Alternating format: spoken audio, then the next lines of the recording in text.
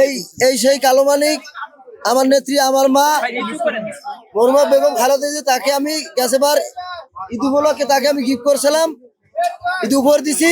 সে আমার গ্রহণ করে আমার ছেলে জিসান মির্জাকে উপহার দিয়ে দিয়েছে, বলছে তুমি গরুটা বিক্রি করে স্বাবলম্বী হও। এই তারপর আমি গরুটা এই 1 বছর ধরে আবার লালন পালন করি। এবার গরুটা বাজারে উঠেছি, আমি বিক্রি করতে চাই, দাম চাইছি 22 লক্ষ টাকা। লাইভ ওয়েট 1800 কেজি আর 45 মন।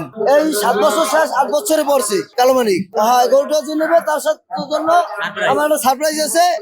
আমি একটা খাসি ছাগল দিতে চাই তাকে। 18 লাখ টাকা বলছে, 17, 18 এভাবে বলছে।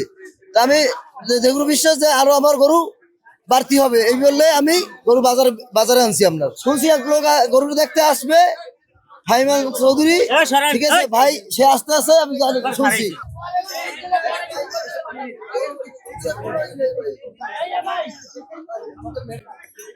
এখানে ম্যাডাম হচ্ছে আমাদের মা।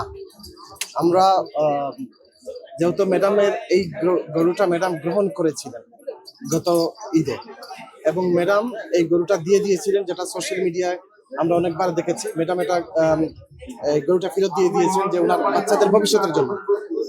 তো সেই জায়গা থেকে গরুটা যেতে আবার মার্কেটে উঠছে, এবং ম্যাডামের সম্মানে আমি গরুটা নিয়ে নিচ্ছি। এখানে উনি বলতেছে গরুটা বিক্রি করে ওনার বাচ্চার চিকিৎসার জন্য একটা কন্ট্রিবিউশন করবে। তো ওনার বাচ্চাটা হলো মেয়ে, ছোট বাচ্চা, আমি জানি না বয়স কত। তো সেই জায়গা থেকে আমি, ম্যাডাম কিন্তু বলছিল যে গরুটা বিক্রি করে উনি যেন ওনার পরিবারের জন্য খরচ করে। তো সেই কথাটা মাথায় রেখে এখন আমার একটু আবেগের ব্যাপারটা হচ্ছে, ম্যাডাম আমাদের আবেগের জায়গা, আমি গরুটা কিনতেছি এই টাকা দিয়ে, ওনার ভবিষ্যতে উনি আরো ফার্ম টার্ম করলে, গরু করলে করুক। আর ম্যাডাম যেহেতু ওনার বাচ্চাদের যে ভবিষ্যৎ নিয়ে চিন্তা করছে, সেই জায়গা থেকে ওনার বাচ্চার পুরো হার্টে যত ছিদ্র, পুরো চিকিৎসার দায়িত্ব আমি আলাদাভাবে নিচ্ছি। এটা গরুর সাথে না, এটা আমি আলাদাভাবে দেখেন। উনি চাচ্ছেন 22 লক্ষ টাকা। আমি উনি আমাকে বলতেছেন আপনি নিয়ে নেন। ওনার দাম হয়েছে পর্যন্ত 18 লক্ষ টাকা। তো আপাতত আমি 20-এর মধ্যেই থাকবো। আর দেখেন, আমি তো গ্রামের বাড়িতে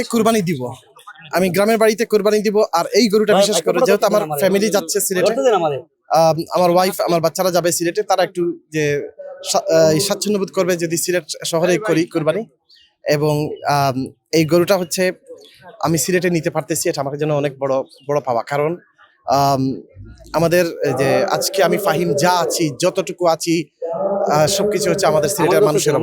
আমি এই গরুটা হচ্ছে আমার ম্যাডামের জন্য, যে দেশটাতে ম্যাডাম যে বেগম খালেদা জিয়া,